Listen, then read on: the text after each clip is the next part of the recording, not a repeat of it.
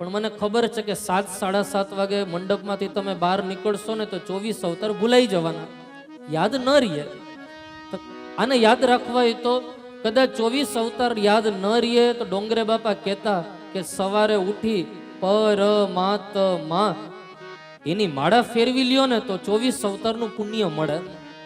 પછી ગણિતની ભાષામાં પણ ડોંગરે બાપા બતાવતા પ એટલે 5, સરવાળો કરતો જાઓ, પછી 2 એટલે 7, 5 ને 2 7, પછી માં એટલે 4.5, 7 અને 4.5 11.5, પછી ત એટલે 8, 11.5 અને 8 19.5, અને પાછો આવે માં 19.5 અને 4.5 24.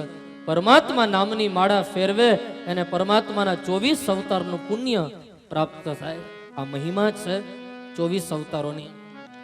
સૂતજીએ એના અલગ અલગ કારણ બતાવ્યા કે આ ધરતી ઉપર પરમાત્મા કંઈક ને કંઈક પ્રયોજનને લઈ અને અવતરિત થાય. મને અવતાર શબ્દ બહુ ગમે. આ 24 અવતાર મેં તમને બતાવ્યા. અવતાર, આ અવતાર શબ્દ કઈ રીતે ઉત્પન્ન થાય, આનો મહિમા શું છે આ શબ્દનો? કોઈ મોટી બિલ્ડિંગ હોય અને બિલ્ડિંગમાં તમારે 5મા માળે જવું હોય તો અત્યારે તો લિફ્ટ આવી ગઈ, પણ લિફ્ટ નથી અને 5મા માળે આપણે ચડવું હોય તો કેનો આશ્રય લઈએ? પગથિયા. એ પગથિયાને સંસ્કૃતમાં કહેવાય અવતરણિકા. અવતરણિકા એટલે પગથિયા.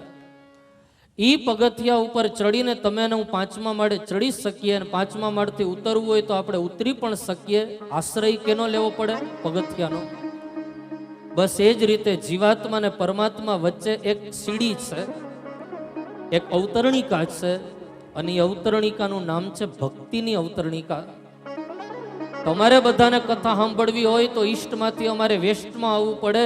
તમે બધા ઈષ્ટમાં ન આવી શકો, આવો તો બહુ સારી વાત છે, પણ બધા કદાચ નહીં આવી શકો.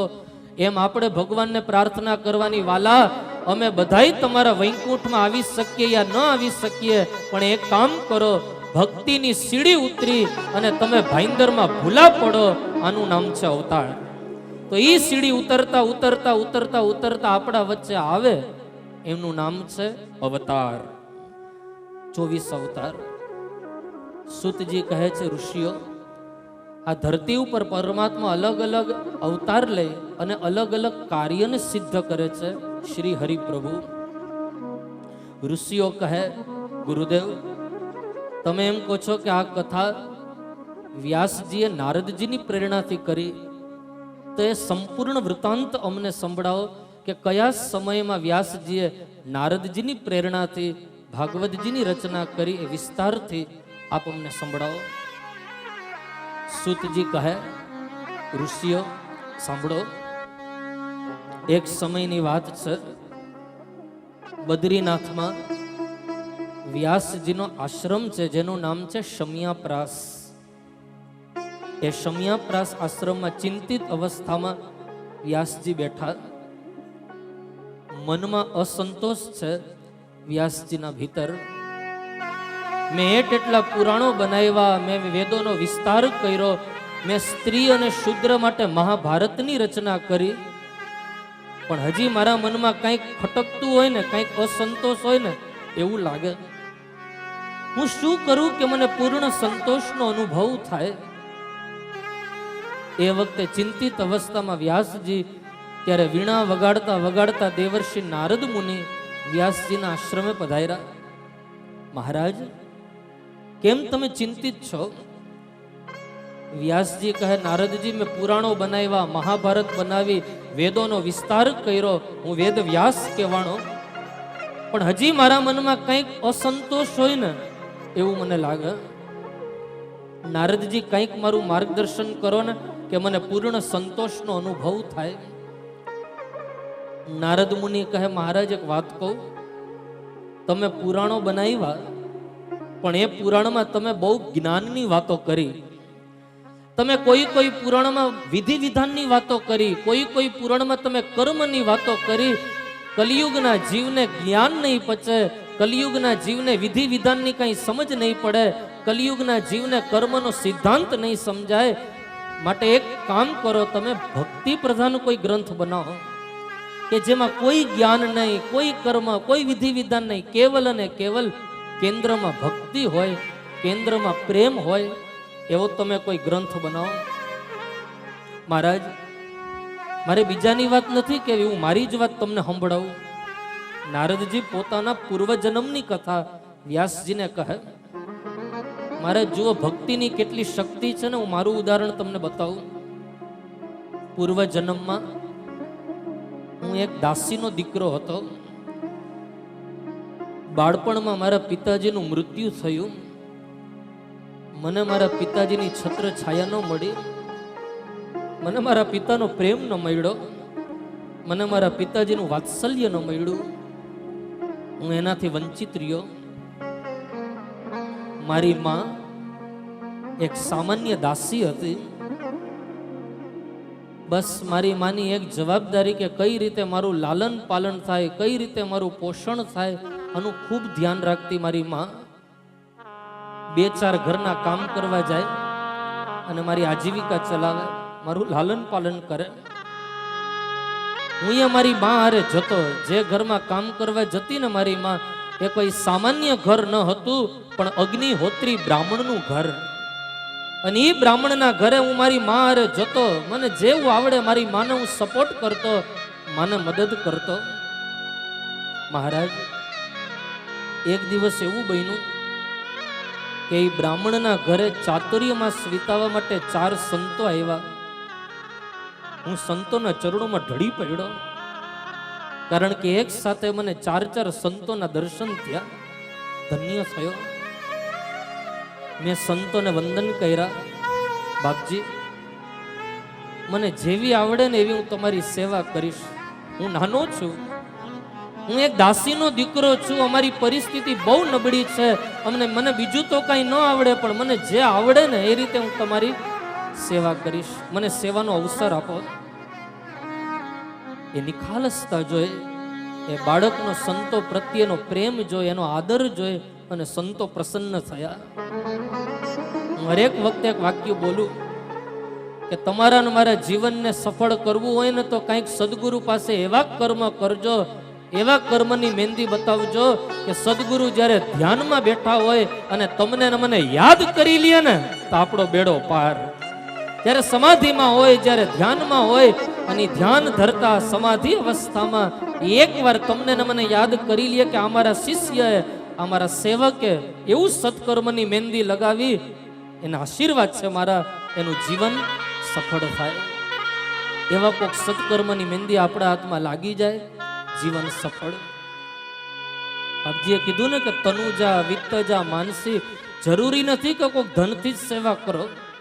તમને એમ થાય કે મારા પાસે સંપત્તિ નથી, મારું સ્વાસ્થ્ય સારું છે, તો આવા સત્કાર્યમાં હું શરીરથી સેવા કરું. તનુજા, મારા પાસે કદાચ સમય ન હોય, સંપત્તિ છે, તો સંપત્તિના માધ્યમથી કંઈક ને કંઈક વિત્તજા સેવા કરું. કાર્યાલયમાં જઈને કંઈક ને કંઈક સેવા લખાવું કે વેદ નારાયણના રક્ષા માટે, બ્રાહ્મણ બાળકના બટુકો માટે એટલું દિવ્ય આયોજન ભાઈંદરમાં થતું હોય, તો કંઈક ને કંઈક વિત્તજા સેવા હું મારા હાથે કરતો જાઉં. આ સત્કર્મની મહેંદી છે. હું તમને એમ ન કહી શકું કે તમે એટલા જ દિયો, પણ તમારો આત્મા બોલે કે અહીંયા દેવા જેવું છે, તો વિત્તજા સેવા હું કરતો જાઉં. ધર્મ વધે નું ધન વધે, ધન વધે મન વધી જાય, મન વધે એનું સમાજમાં માન વધે, વધત વધત વધતું જાય. પણ ધર્મ ઘટે એનું ધન ઘટે, ધન ઘટે મન ઘટી જાય, મન ઘટે એનું સમાજમાં માન ઘટે, ઈ તો ઘટત ઘટતું જાય. કેટલો સુંદર ભાવ. ધર્મ વધે એનું ધન વધે. ધર્મ કાર્યમાં મારા સંપત્તિનો સદુપયોગ થાય, આ વિત્તજા સેવા. ધર્મ વધે એનું ધન વધે, ધન વધે એનું મન વધે, મન વધે એ વ્યક્તિ સમાજમાં વધે. બે માણસ ઊભા થઈને તમારું ને મારું સ્વાગત કરે ને, ભલે પધાર્યા, તો સમજો આપણા હાથમાં કાંઈક સત્કર્મની મહેંદી લાગી ગઈ. ઊભા થઈને કોઈ ઘડી કાઢીને આપણું સન્માન કરે. વિત્તજા ધર્મ વધે નું ધન વધે, ધન વધે નું મન વધે, મન વધે નું માન વધે. એ તો વધતું જાય. લેકિન ધર્મ ઘટે નું ધન ઘટે, ધન ઘટે નું મન ઘટે, મન ઘટે નું માન ઘટે. એ વ્યક્તિ ઘટતો જાય. એ વ્યક્તિ ક્યારે ઉન્નતિના શિખરો પાર કરી ન શકે, કારણ કે કોઈ સત્કર્મની મહેંદી એના હાથમાં લાગી જ નથી. વિત્તજા. અને ત્રીજી સેવા માનસી. કદાચ હું કાંઈ ન કરી શકું, મારા પાસે સમય ન હોય, સંપત્તિ ન હોય, કાંઈ ન કરી શકું ને, તો ઘરે બેઠા બેઠા એટલું તો કરી શકું કે ભાઈંદરમાં જે ભાગવત થઈ રહી છે ને, એ નિર્વિઘ્ન પરિપૂર્ણ થાય. આ આપણી માનસી સેવા. માનસી મનથી એમાં આપણી આહુતિ પડી જાય. માનસી સેવા. નારદ મુનિ કહે, મહારાજ હું તો સંતોની સેવા કરું, મને જેવી આવડે ને એવી હું સેવા કરતો સંતોની. 1 મહિનો, 2 મહિનો, 3જો મહિનો આવ્યો. સંતોની પત્રાવળીમાં થોડીક પ્રસાદી વધી. મેં સંતોની સામે જોયું, બાપજી જો તમે કહેતા હો ને તો તમારી પત્રાવળીમાં જે પ્રસાદી વધી ને એને હું આરોગી શકું. તમે કહેતા હો તો, ને તો હું અવિવેક ન કરી શકું. આપ બતાવો, આદેશ આપો તો હું આ પ્રસાદીને આરોગું. સંતો કહે, હા બેટા, 3 મહિનાથી તમે અમારી સેવા કરો છો, આ પ્રસાદના તમે અધિકારી છો, આરોગો. નારદ મુનિ કહે, મહારાજ એ સંતોની વધેલી પ્રસાદી મેં આરોગી તો મારા જેટલાય પાપ હતા ને એ બળીને ભસ્મ થયા. મારું શરીર એ પવિત્ર થયું. 4 મહિના પૂરા થયા. સંતો પોતાના આસનથી ઊભા થયા. હું સંતોના ચરણોમાં ઢળી પડ્યો. મહારાજ મને તમારી હારે લઈ જાવ ને. 4 મહિના મેં તમારી બહુ સેવા કરી, હવે હું તમારા વગર રહી નહીં શકું, મને હારે લઈ જાઓ. સંતો કહે, બેટા તમે તમારી માના એકલવાયા દીકરા, એકના એક દીકરા, આપ આવશો તો તમારી માનું કોણ? પણ બેટા અમે તમને એક સાધન આપતા જઈએ, અમે તમને એક મંત્ર આપતા જઈએ કે જ્યારે જ્યારે તમને સમય મળે ને ત્યારે વાસુદેવ ગાયત્રી મંત્રની તમે માળા જપજો. સંતોએ પોતાનો વરદ હસ્ત દાસીના દીકરાના હાથ મસ્તક ઉપર પધરાવી અને સુંદર વાસુદેવ ગાયત્રી મંત્ર એ સંતોએ આપ્યો બાળકને. વાસુદેવ ગાયત્રી મંત્ર. ઓમ નમો ભગવતે તુભ્યમ વાસુદેવાય ધીમહિ પ્રદ્યુમ્નાય નિરુદ્ધાય નમઃ સંકર્ષણાય.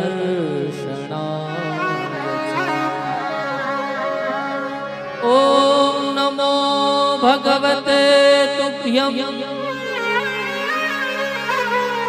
વાસુદેવાય ધીમહિ પ્રદ્યુમ્નાય નિરુદ્ધાય નમઃ સંકર્ષણાય. બેટા જ્યારે જ્યારે તમને સમય મળે ત્યારે આ મંત્રની તમે માળા જપજો. આ મંત્રમાં એટલી શક્તિ છે, તમને ઈશ્વરની પ્રાપ્તિ થશે.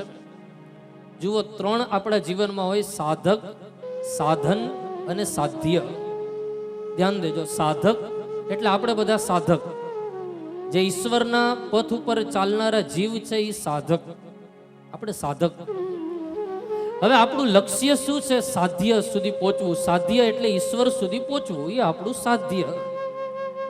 પણ સાધક અને સાધ્યની વચ્ચે એક વસ્તુની જરૂર પડે, જેનું નામ છે સાધન.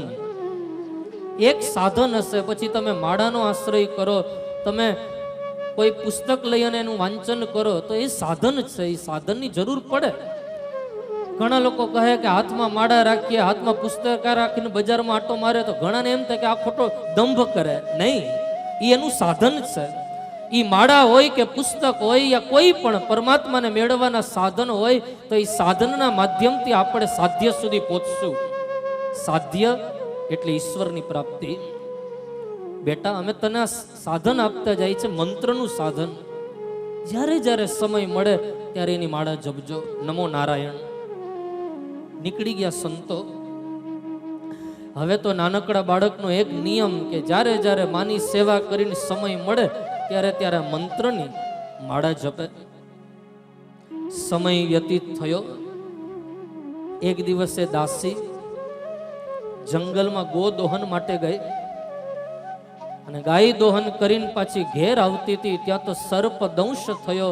એ વન વગડામાં માનું મૃત્યુ થયું, માનું અવસાન થયું.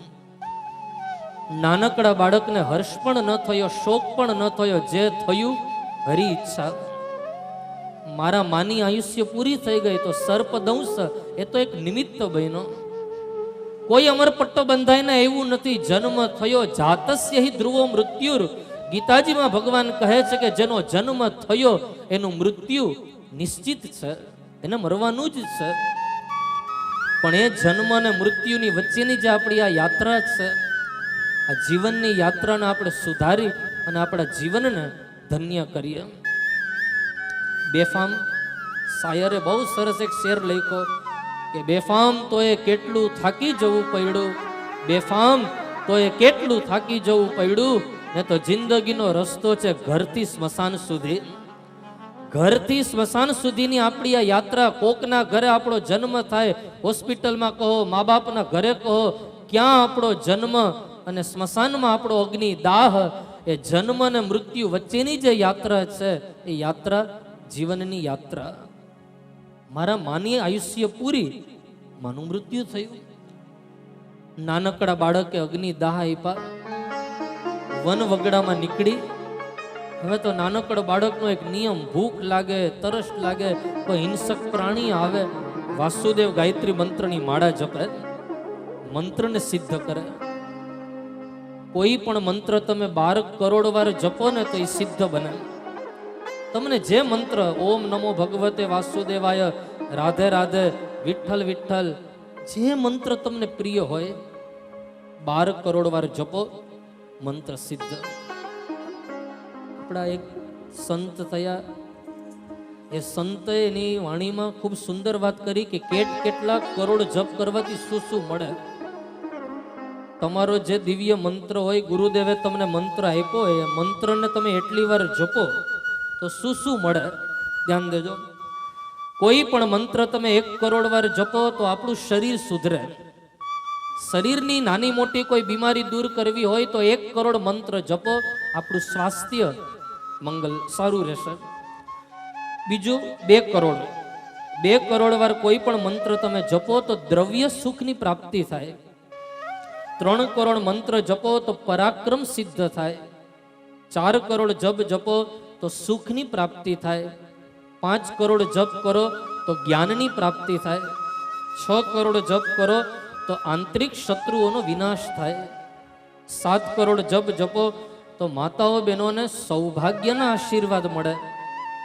8 કરોડ જપ જપો તો પુરુષ અને પત્ની એટલે ગ્રહસ્થાશ્રમમાં કોઈ નાના મોટા ઝઘડા ન થાય, ક્લેશ ન થાય, એનો ગ્રહસ્થાશ્રમ દિવ્ય બને. 8 કરોડ. 9 કરોડ જપ જપવાથી ઈષ્ટદેવની ઝાંખી થાય. પછી 10 કરોડ, 11 કરોડ અને 12 કરોડ. આ 3 કરોડ જપ કરવાથી સંચિત પ્રારબ્ધ અને ક્રિયમાણ આપણા જેટલા પણ કર્મ છે એ બળીને ભસ્મ થાય. અને છેલ્લે રામદાસ સ્વામી કહે છે કે જે જીવાત્મા 13 કરોડ વાર જપ જપે એને દ્વારિકાધીશના સાક્ષાત્કાર થાય, એને ઈશ્વરના દર્શન થાય. આ મંત્રની તાકાત છે. કેટલો સુંદર શબ્દ છે મંત્ર. મનને જે તારે એનું નામ મંત્ર. મનમાં આવતા ચિત્ર વિચિત્ર વિચારને જે શાંત કરે એનું નામ મંત્ર. ઘણી માતાઓ બહેનો ભાઈઓ અમારા પાસે આવે ને અમને કે શાસ્ત્રીજી કથામાં અમારું મન નથી લાગતું. અમે ઠાકોરજીની સેવા કરીએ પણ સેવામાં મન નથી લાગતું, કીર્તન ગાય પણ કીર્તનમાં મારું મન નથી લાગતું, મન લગાવવું છે, બોલો હા કે ના? લગાવું કે નહીં? જો જેને મન ન લાગતું હોય ને એને 8 રસ્તા બતાવું. 8 રસ્તા જે જીવાત્મા કરે એને એનું મન ઠાકોરજીની સેવામાં અને ઠાકોરજીની કથામાં લાગે. 8 રસ્તા: યમ, નિયમ, આસન, પ્રાણાયામ, ધારણા, પ્રત્યાહાર, ધ્યાન અને સમાધિ. 8 રસ્તા. મનને સ્થિર કરવા માટે પહેલો રસ્તો છે યમ. યમનો અર્થ થાય સંયમ. મારી વાણીમાં સંયમ હોય, મારા જીવનના એક જે કંઈ મારું વર્તન છે એ વર્તનમાં વિવેક હોય, સંયમ હોય, જરૂરી છે. મારા દ્વારા એવું કોઈ કાર્ય ન થાય કે સામેવાળાનું દિલ દુભાય. હું કોઈના ઘરે કદાચ દીવડો પેટાવી ન શકું તો વાંધો નહીં, પણ કોઈના ઘરે દીવડો ચાલુ હોય ને એ દીવડાને હું ક્યારેય ન બુજાવું એટલી કૃપા કરજો. એ દીવડાને હું ક્યારેય ન બુજાવું. યમ, સંયમ. આહારમાં સંયમ, વ્યવહારમાં સંયમ, જીવનની એક ક્રિયામાં સંયમ જરૂરી છે. બીજું નિયમ. કંઈક આપણા જીવનમાં નિયમ હશે ને તો કામ આવશે. ત્રીજું પ્રાણાયામ. પ્રાણાયામ દ્વારા હું મનને સ્થિર કરું. પૂરક, કુંભક અને રેચક, આ 3 પદ્ધતિથી પ્રાણાયામ કરીને મારા મનને સ્થિર કરું. ચોથું આસન. આસનને સિદ્ધ કરું. મને પદ્માસનમાં ગમે, મને વજ્રાસનમાં, મને કોઈ પણ આસનમાં મને એ આસન બહુ ગમે. એ આસનને હું સિદ્ધ કરી અને પ્રભુને મેળવું. આસન. યમ, નિયમ, આસન, પ્રાણાયામ. પછી બતાવ્યું પ્રત્યાહાર. પ્રત્યાહારનો અર્થ થાય 4 સ્ટેજ પાર કરો તો પછી કામ, ક્રોધ, લોભ રૂપીના શત્રુ એની સામે આપણે લડી શકશું. પ્રત્યાહાર એટલે એની સામે આપણે એનો જવાબ આપી શકીએ. આ 5મું સ્ટેજ છે પ્રત્યાહાર. મુझे मेरी मस्ती कहाँ लेके आई, मुझे मेरी मस्ती कहाँ लेके आई, जहाँ मेरे अपने सिवा कुछ नहीं है, जहाँ मेरे अपने सिवा कुछ नहीं है, मुझे मेरी मस्ती कहाँ लेके आई, मुझे मेरी मस्ती कहाँ लेके आई, पता जब लगा मेरी मस्ती का मुझको, पता जब लगा मेरी मस्ती का मुझको, पता जब लगा मेरी मस्ती का मुझको, पता जब लगा मेरी मस्ती का मुझको, सिवा मेरे अपने कहीं कुछ नहीं है, सिवा मेरे अपने कहीं कुछ नहीं है, मुझे मेरी मस्ती कहाँ लेके आई, मुझे मेरी मस्ती कहाँ लेके आई, कहाँ लेके आई, कहाँ लेके आई, मुझे यहाँ लेके आई, यहाँ लेके आई, पता जब लगा मेरी मस्ती का मुझको, सिवा मेरे अपने कहीं कुछ नहीं है, मुझे मेरी मस्ती कहाँ लेके आई. ધારણા, ધ્યાન અને છેલ્લી અવસ્થાનું નામ છે સમાધિ. અને એક વખત માણસ સમાધિમાં પહોંચી જાય ને પછી આંખ ખુલ્લી હોય ને તો એને આજુબાજુ શું થતું એનું કાંઈ ભાન નહીં. બસ જીવ અને શિવ આ 8 રસ્તા જે પાર કરે એ સમાધિ સુધી પહોંચી શકે. એનું મન ઠાકોરજીની સેવામાં લાગે. તો મનને જે સ્થિર કરે એનું નામ છે મંત્ર. નાનકડો બાળક વન વગડામાં આવી અને વાસુદેવ ગાયત્રી મંત્રને સિદ્ધ કરે છે. અનેક વર્ષો જપ અનુષ્ઠાન થયા. ભગવાનને થયું કે મારા નાનકડા બાળકના હૃદયમાં દર્શન આપવા. પ્રભુએ દર્શન આપ્યા. ત્યાં તો નાનકડા બાળકની આંખ ઉઘડી ગઈ. આંખ ખોલીને જોયું તો આમે હરિના દર્શન ન થયા. આંખમાં આંસુ. વાલા, જે દર્શન તમે મને હૃદય કમલમાં આપ્યા એ દર્શન તમે મને પ્રત્યક્ષ કેમ નથી આપતા? મુજે પ્રત્યક્ષ દર્શન દો. ત્યારે ભગવાને આકાશવાણી કરી, બેટા, આ જન્મમાં તો હવે તમને મારા દર્શન નહીં થાય, પણ તમને આશીર્વાદ આપું કે બીજા જન્મમાં તમે દેવર્ષિ નારદ બનશો. અમારા આશીર્વાદ છે. તમે ભલે આ જન્મમાં દાસીના પુત્ર હો, પણ બીજા જન્મમાં દેવર્ષિ નારદ બનશો. અમારા આશીર્વાદ. નારદજી કહે, વ્યાસજીને જોયું મહારાજ, પૂર્વ જન્મમાં મેં ભક્તિ કરી તો આ જન્મમાં હું દેવર્ષિ નારદ બન્યો. મને છે ને દેવતાઓએ ભગવાને મળીને એક વસ્તુ આપી જેનું નામ છે વીણા. આખો દિવસ હું વીણા વગાડતો રહું, નારાયણ નારાયણ જપતો રહું, અને એટલી કૃપા છે ભગવાનની મારા ઉપર કે ત્રણેય લોકમાં જવાની છૂટ. પછી વૈકુંઠ હોય તોય ભલે, બ્રહ્મલોક હોય તોય ભલે, અને મહાદેવનું કૈલાસ હોય તોય ભલે. બસ હરિભજન કરતો રહો અને વિચરણ કરતો રહો. આપણે વિચાર થાય કે ભગવાને નારદજીને જ વીણા આપી, તમને ને મને આપી કે નહીં? આપી. કઈ વીણા? આ વાણી રૂપીની વીણા. વાણી રૂપીની વીણા પ્રભુએ મને આપી હોય ને, તો આ વાણીનો, આ વીણાનો, આ વાણીનો હું દુરુપયોગ ન કરું, એનો સદુપયોગ કરું. આ વીણા. નારદજી કહે, મહારાજ, બસ આ વીણા વગાડતો રહો, હરિનું નામ લેતો રહો, અને પ્રભુ ભજન હું કરતો રહું છું. આ ભક્તિની શક્તિ છે. મહારાજ, હવે તમે ભક્તિ પ્રધાન કોઈ ગ્રંથ બનાવો, આ મારું માર્ગદર્શન છે. નમો નારાયણ. નારદ મુનિ નીકળી ગયા. આ બાજુ વ્યાસજીએ પોતાના આશ્રમમાં સંકલ્પ કર્યો કે નારદ મુનિની પ્રેરણાથી હું શ્રીમદ ભાગવતજીની રચના કરીશ. બ્રહ્મનદ્યામ સરસ્વત્યામ આશ્રમ પશ્ચિમે તટે બ્રહ્મનદ્યામ સરસ્વત્યામ આશ્રમ પશ્ચિમે તટે. સુતજી કહે છે, ઋષિઓ, સરસ્વતી નદીના તટ ઉપર બ્રહ્મ નદી, સરસ્વતી અને શમ્યાપ્રાસ આશ્રમમાં વ્યાસજીએ સંકલ્પ કર્યો કે હું ભાગવતજીની રચના કરું. પણ મારે એટલું મોટું કામ કરવું છે તો હું ગણપતિ દાદાને બોલાવું, કારણ કે કોઈ પણ સારું કાર્ય કરીએ ગણેશને યાદ કરવામાં આવે. વ્યાસજીએ ગણપતિ બાપાને બોલાવ્યા. બાપા આવો ને.